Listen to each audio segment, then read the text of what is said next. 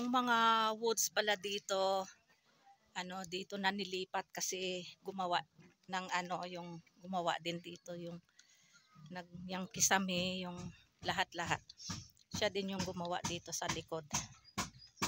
Ayan, para may paglagyan ng mga kahoy. Ito ay mga pang furnitures.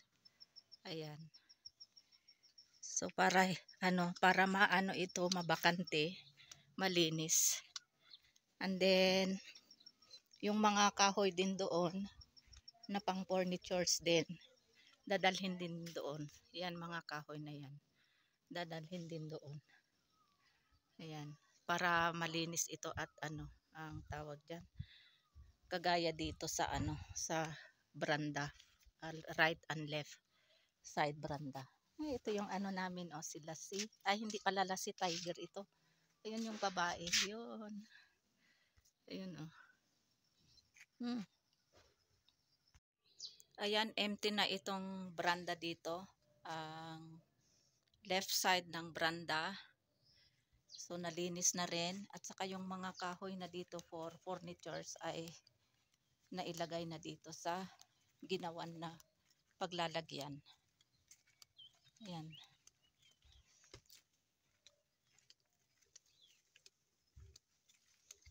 Ayan. Ito.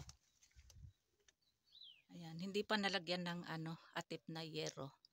Pero lalagyan ito kasi pag uulan para hindi mabasa yung mga mga kahoy. Marami itong mga kahoy Ayan. Pwede ito magamit for furnitures. Ayan. And then yung naman yung doon banda ay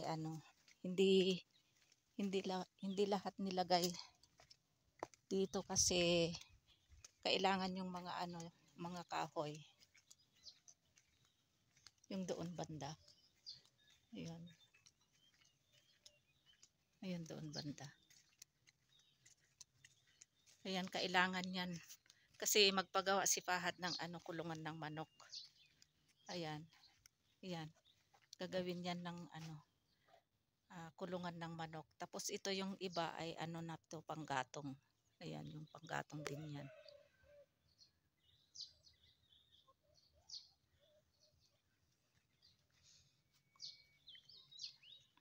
Ayan, ganda ng weather. It's a sunny day. Ayan,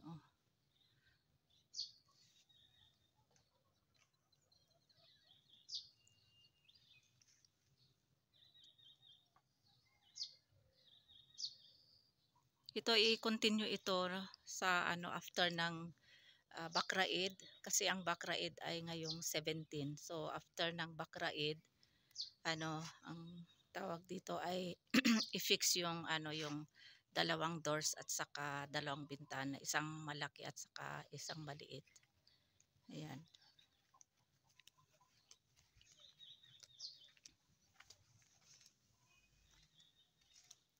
Ito yung isang door dito. Ayan. Tapos din, lagyan din ng kisame. And then yung shelf dito ng kitchen at saka mga cabinets, paglagyan ng mga kitchen utensils. Dito yung dito yung ilagay yung yung ba yun, yung chimney, yung anggiti, yung pugon for for winter dito ilagay.